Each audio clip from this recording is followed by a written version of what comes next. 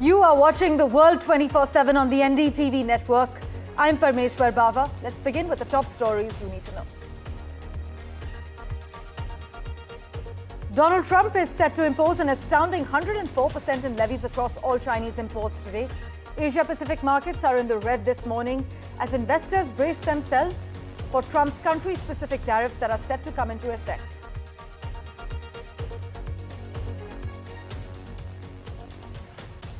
Amid US President Donald Trump's tariff war, Beijing has said both India and China, two largest developing countries, should stand together to overcome the difficulties.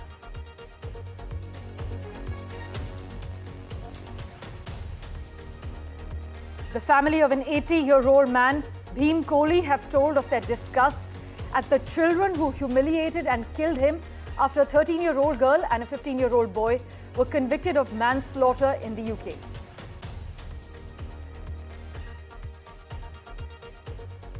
Iran is ready to engage with the US at talks on Saturday over its nuclear program with a view to seal a deal, is what its foreign minister has said.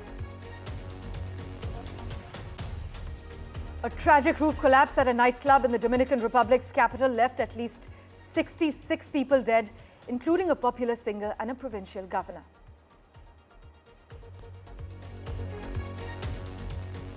India and the United Arab Emirates have decided to elevate their comprehensive strategic partnership following a meeting between Prime Minister Modi and the Dubai Crown Prince.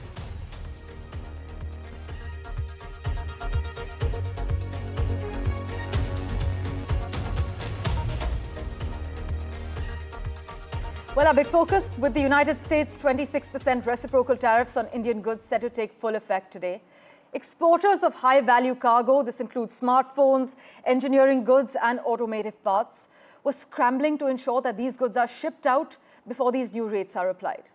Meanwhile, the United States has said that 104% duties on imports from China will take effect shortly after midnight Eastern Time, even as the administration of Donald Trump moved to quickly start talks with other trading partners targeted by these sweeping tariffs. But Asia-Pacific markets are in the red this morning as investors brace themselves for Donald Trump's country-specific tariffs that are set to come into effect.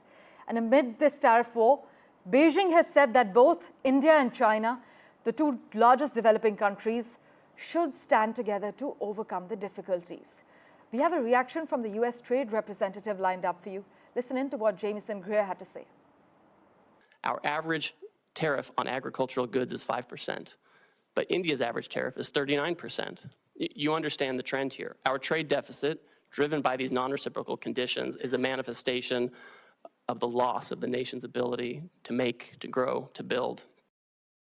Well, as we speak, some nations labeled worst offenders are scrambling to make nice with the White House to end this game before it reaches a potentially devastating climax. Meanwhile, China is, in contrast, playing a different game, one of retaliation and resistance. But for further clarity, we have with us former US Assistant Secretary of Commerce, Raymond Vickery. As always, sir, thank you so much for making time for us. With the announcement of these new tariffs on Chinese goods reaching a staggering 104%, how much further do you think the global markets will tumble? We're already seeing the Asia-Pacific markets are in the red. Are we witnessing the beginning of a prolonged economic downturn, or are you optimistic enough to say there's a chance for recovery?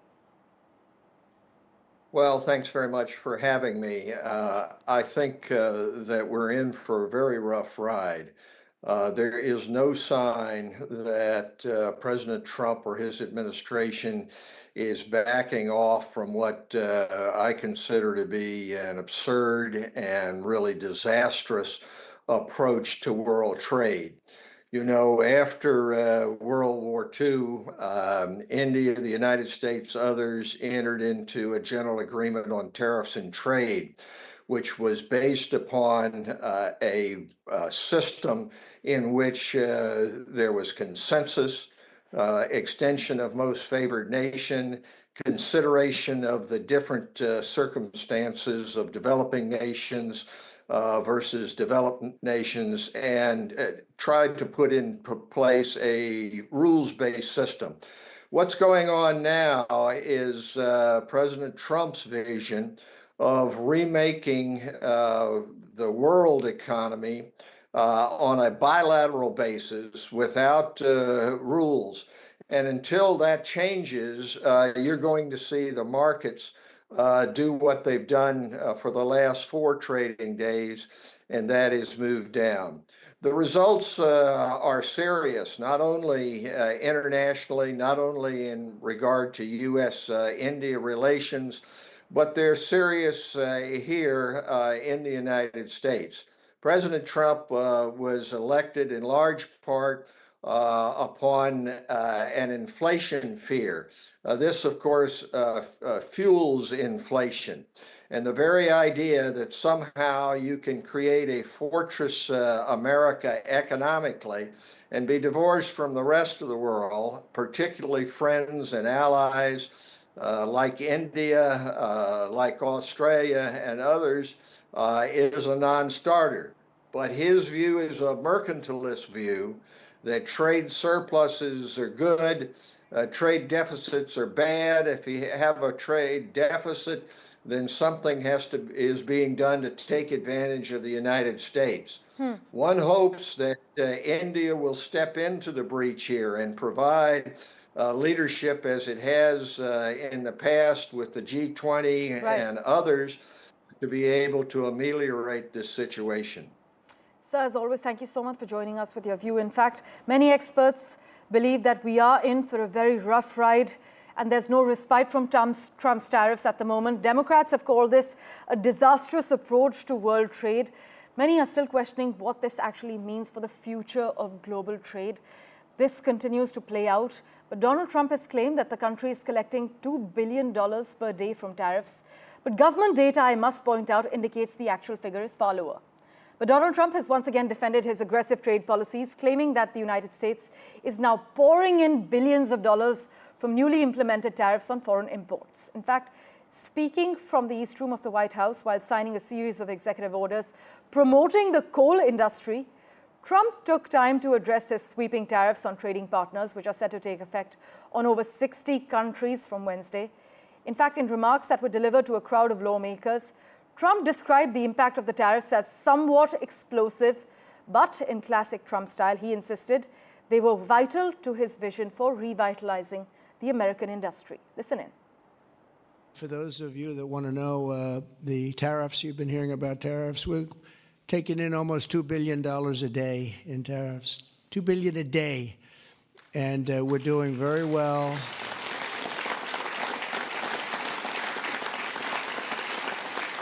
And we're doing very well in making, I call them tailored deals, not off the rack. These are tailored, highly tailored deals. Right now, Japan is flying here to make a deal. South Korea is flying here to make a deal, and others are flying here.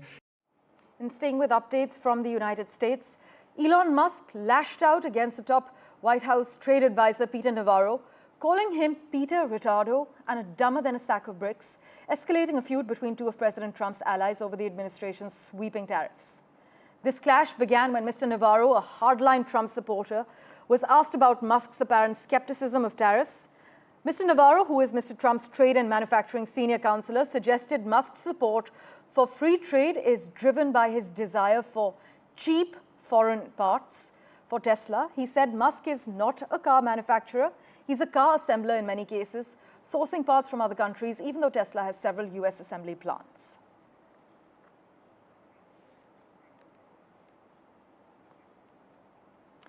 Well, let's turn our attention now to the other big story we're tracking on NDTV. The proposed U.S. bill to end the optional practical training OPT program is causing concern among Indian students studying in the U.S. Currently, OPT allows international STEM, that's science, tech, engineering, and math students to stay up for up to 3 years after graduation to work in the United States. And with over 3 lakh Indian students studying in the US, many are now in a state of panic as they fear they could be forced to leave immediately after graduation unless they transition to an H-1B visa.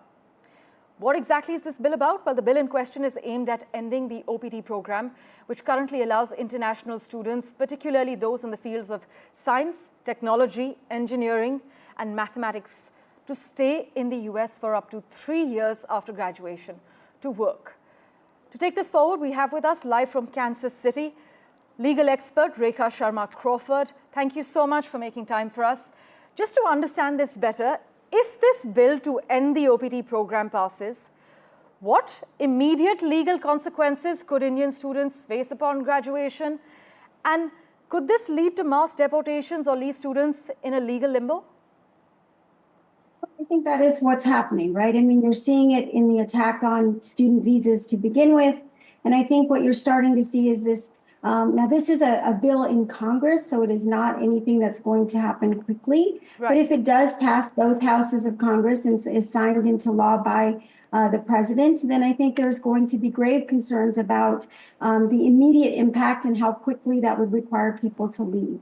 I think that's going to cause issues with training, with issues with studies. Right. So yeah, I think it can potentially wreak a lot of havoc. In fact, Ms. Crawford, for many Indian students, as we know, OPT is the gateway to building a career in the United States. How do you then foresee this bill affecting their professional futures, especially considering the competitive nature of the H-1B visa lottery? And I think this is part and parcel of an overarching concern that we have right now, which is that the students are all under attack. We know that there are increased numbers of visas that are being revoked and people being terminated through the SEVIS system, which is the Student and Exchange Visitor Information System, which is the database that tracks international students. So I think the two are tied together, right. And they are an effort to really kind of increase the amount of influence that this administration is trying to have on global economies. Right, and also given that international students contribute significantly to the economy in the US, how might the elimination of OPT actually affect industries that rely on STEM graduates from countries like India? Could this backfire for the US economy in the long term? And to be honest, I don't think the administration cares. I mean, right. We're seeing that wide scale and whole scale across a lot of our areas in the U.S. immigration system right now. I think that there will be an incredible brain drain, if you will, if the system, if the OPT bill actually passes. I think people will look for other places to go and other opportunities that are outside of the United States. And I think that's going to be a huge impact for the industry here as well as abroad. And in the event that the OPT is eliminated, if it happens, do Indian students have any legal options, or is transitioning to an H-1B visa their only hope? Are there any other avenues they might explore to remain in the US? I mean, the problem is it's becoming more and more restrictive. And so, those options are starting to get narrower and narrower. And I mean, the H-1B program, of course, with its backlogs, with its caps, is not a great solution for students. Higher education, again, with some of those issues that are going with student visas right now, that may also be closing those opportunities. I think really, honestly, this administration uses some of these tactics to influence or put economic pressure onto a variety of countries to try and see if they can, maximize gain for the administration. And I think that's what's happening here. It'll be interesting to see what the long-term impact is and how long some of this effort actually goes into play. Well, we'll be keeping a close eye on all the developments. Thank you so much, Rekha Sharma Crawford, for joining us on NDTV. All right, thank you. Well, in other news, from the 11th of April, Canadians entering the United States via the land border for more than 30 days will have to register at the border. The Canadian government has also revised its advisory saying electronic devices may be checked, and if people refuse to share passwords, they could be detained at the border. In fact, border movement has caused a lot of anxiety among Canadians because they are used to traveling freely to the US, and many are unaware what documents they should be carrying. But for further clarity, let's go across to Vancouver. Maha Siddiqui has been tracking the finer details for us. She joins us live currently. Maha, take us through the details of the Canadian government's revised advisory. Well, Parmeshwar, already we were seeing that the number of car trips to US from Canada had gone down because of the threat to sovereignty of Canada, as well as the current trade war that exists between the two countries. The numbers had dipped significantly, 23% drop in the month of March as compared to the previous year, the same month. So the Canadians were already being cautious about going to the US. And now with this added documentation that they have to do to enter the US, especially if they are going to the US for over 30 days, is causing quite a bit of anxiety among the Canadians. First of all, they need to register only for a visit if they are going via the land border.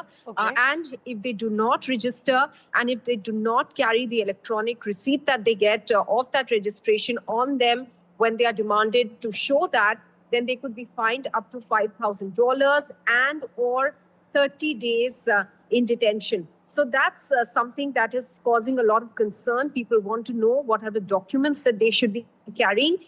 Meanwhile, a lot of immigration lawyers are raising awareness about this issue. They are saying if people from Canada are going to work, say, in the US, then they should carry a letter of intent with them. They must carry this electronic receipt of the registration. If they are flying, then an I-94 a receipt is already electronically generated, and that they should have it on person as well. The Canadian government is also making them aware that their devices could be checked, they could be checked, their bags could be checked. They are not used to all of this scrutiny. It did exist in principle, but it was never practically applied to the Canadians. So they need to be careful about that. You can refuse to share your password for an electronic device, but in that case, you will not be allowed entry into the US is what they are being told.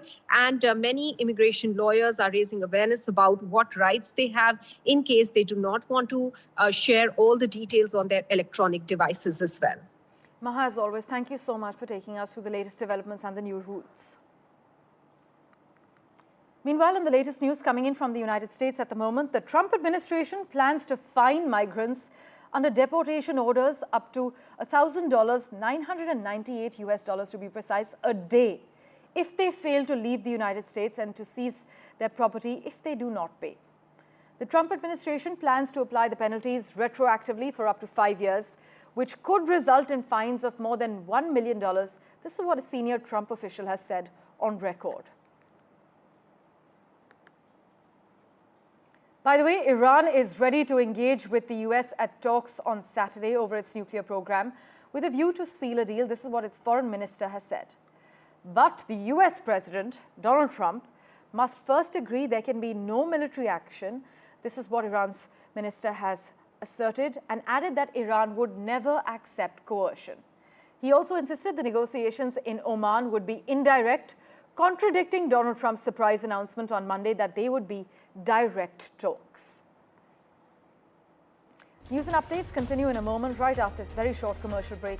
Don't go anywhere.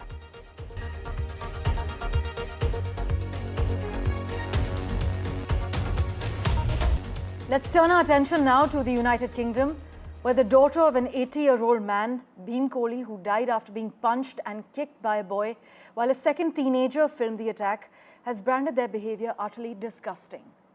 Bhim Kohli died the day after the intense attack on the 1st of September, in which he was racially abused by a 15-year-old boy who slapped him in the face with a slider shoe while he was on his knees. Meanwhile, a 13-year-old girl encouraged this assault and laughed as she filmed it on her phone. Both were convicted of manslaughter.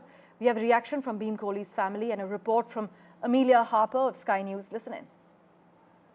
It absolutely has been, and the news this afternoon that those two teenagers have been found guilty of killing the 80-year-old dog walker who was fatally injured in an attack in a park near Leicester. A 15-year-old boy and 13-year-old girl were today found guilty of the manslaughter of 80-year-old Bhim Kohli. And just to remind you what happened, if you're unfamiliar with the actual incident, Bhim Kohli was attacked while he was walking his dog Rocky in Franklin Park in Braunstone Town on the 1st of September last year. And this was an attack that happened just yards away from his own front door. We can see images of those two defendants there running away from the scene of the crime, and he suffered very serious injuries, including a broken neck and 3 broken ribs, and he died sadly 1 day later in hospital from a spinal cord injury. And the jury during the trial were told that this was an intense attack. He was subjected to racial abuse by the boy before he was pushed to the ground and slapped around the face with a slider shoe, a bit like a flip-flop really. And while this was happening, the girl encouraged the violence, laughed and filmed it on her mobile phone. And reacting to the verdict today outside court, we've had Bim Kohli's daughter, Susan Kohli, say this. Let's have a listen. We feel angry and disgust towards the teenagers who took Dad away from us. They humiliated him. An 80-year-old man assaulted him, filmed it and laughed at him. Dad did not deserve this, and we wouldn't wish this on anyone else. Well, the jury reached a unanimous decision after nearly 7 hours of deliberation, and the boy was initially charged with murder and manslaughter but was found not guilty on the murder charge. That 15-year-old boy has been remanded into custody, and the girl has actually been released on bail. But speaking to this, the judge said to her today, I want to make it absolutely crystal clear that the fact that bail is being granted should not be taken as any indication as to the sentence when the time comes, i.e. it is not an indication of a shorter sentence, and the pair will be sentenced next month. In other news, India and the United Arab Emirates have decided to elevate their comprehensive strategic partnership following a meeting between Prime Minister Modi and the Dubai Crown Prince. For the key takeaways, listen in to my colleague Mohammad Ghazali's report. Prime Minister Modi last year visited UAE. Then we had the Crown Prince of Abu Dhabi who had visited India earlier this year, and then now and now we have the Crown Prince of Dubai here, who has met Defence Minister Rajnath Singh, External Affairs Minister Mr. Dr. Jaishankar, and he also met Prime Minister Modi. Now, the geopolitical situation is such, especially in the backdrop of Trump's reciprocal tariff, as well as the escalation between Iran and the United States, that these issues would have certainly come up for discussion when the Prime Minister met the Crown Prince of Dubai, Sheikh Hamdan. This is also very important and significant visit, considering the fact that UAEs are one of the largest trading partner. We have also got a huge diaspora there, touching to the figure of around 4 million. And UAE also happens to be one of the critical partners when it comes to India, Middle East, European corridor. Connectivity project is now the focus of Indian diplomacy right now, because trade ties and investment forms the basic fulcrum of our relations across the globe. And that is why this visit is very significant, and overnight, over the evening, he will be there in Mumbai. There is a business CEO meeting also happening, because he is accompanied by a large delegation of ministers as well as business leaders from UAE. The focus will be on Make in India campaign of the Prime Minister Modi, or Invest in India campaign. Switching tracks, an iconic nightclub in Santo Domingo, the capital of the Dominican Republic, collapsed during a live concert. In fact, the roof of the jet-set nightclub suddenly collapsed. Hundreds of people were present, including high-profile politicians and athletes. Officials have reported that at least 79 people have died and over 160 others were injured.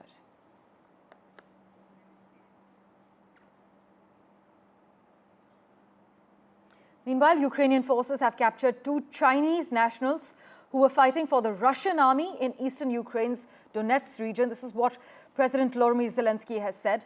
In fact, Ukraine's foreign minister said that Chinese troops fighting on Ukrainian territory puts into question China's declared stance for peace, and added that their envoy in Kyiv was summoned for an explanation.